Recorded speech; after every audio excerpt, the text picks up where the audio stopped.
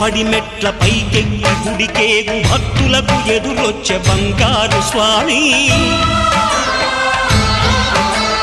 ఇరుముడులు స్పృశించి శుభమనుచు దీవించి జన బృందముల చేరే జగమేలు స్వామి తన భక్తులనరించు తప్పులకు తడబడి ఒక పక్క ఒరిగెన ఓంకారమూర్తి